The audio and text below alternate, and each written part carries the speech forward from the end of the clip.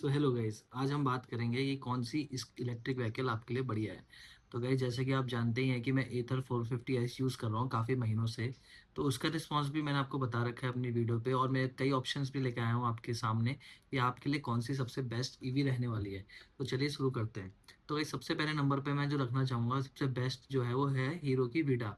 Hero की Vida रखने का बहुत सारे कारण हैं, क्योंकि कारण ये नंबर ये है कि उसकी सर्विस काफ़ी अच्छी है। काफ़ी लंबा नेटवर्क चेन है उसका हीरो का, और काफ़ी गाड़ी भी काफ़ी रिलायबल रेट पे आती है और काफ़ी मजबूत गाड़ी है। और जो उन्होंने टेक्नोलॉजी यूज़ करी वो भी काफ़ी सही है। जैसे आपको टायर चेंज करने में दिक्कत नहीं आएगी, जो मोस्टली इलेक्ट्रिक व्हीकल में आती है कि आप टायर चेंज कैसे करोगे। उसमें एक नट दे रखा है, नट खोलना होता है, पहिया बाहर आ जाता है, ज़्यादा कोई दिक्कत वाली बात नहीं है उसमें।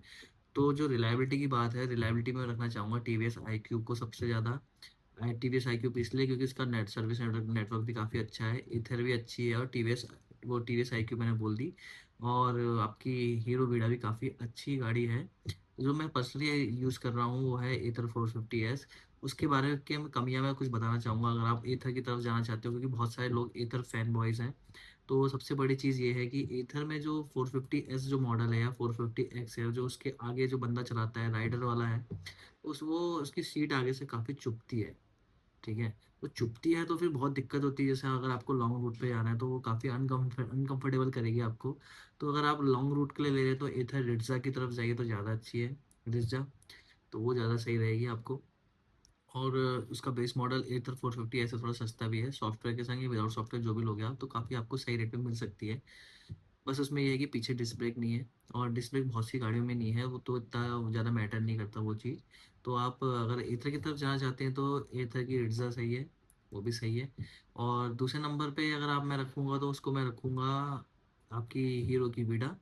निड्जा और इधर हीरो की विडा दोनों ही काफ़ी अच्छी गाड़ियां हैं। और तीसरे नंबर में मैं रखूंगा अपनी तरफ से आई क्यूब को, क्योंकि उसमें जो टेक्नोलॉजी यूज़ हुई है थोड़ी सी ओल्ड स्कूल टेक्नोलॉजी यूज़ हुई है। क्योंकि उसमें जो मोटर दे रखी है वो हब मोटर दे रखी है, मतलब वो व्हील में मोटर दे रखी है। तो वो काफ़ी दिक्कत करती है। आप जानते ही होंगे कि अगर टायर चेंज करना है तो फिर पूरा पीछे का खोलना पड़ेगा, टायर पूरा निकालना पड़ेगा। मतलब अकेले आप नहीं कर सकते हो, पर ये चीज़ हीरो वीडा में नहीं है, आप टायर खोल के निकाल सकते हो आराम से। तो जो उसमें मोटर आती है वो व्हील में मोटर लगी होती है, तो काफ़ी दिक्कत करती है वो खोलने में, क्योंकि फिर आपको सर्विस सेंटर पे डिपेंड होना पड़ेगा। पर इन केस अगर आप उसमें देखेंगे, आप हीरो वीडा और उसमें देखेंगे आप एथर में आप खुद से भी निकाल सकते हो टायर, और पंचर वाले भी काफ़ी हद तक निकाल देते हैं। तो इतनी आपको ज़्यादा दिक्कत नहीं आएगी। पर आई क्यूब में आपको काफ़ी दिक्कत आने वाली है।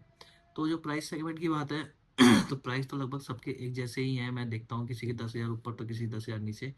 तो अगर आपको ज़्यादा ही बजट कॉन्शियस वाला मामला है तो फिर हीरो की विडा सीरीज़ की तरफ जाइए, उसका बेस मॉडल उठा लीजिए आप, तो वो ज़्यादा सही रहेगा।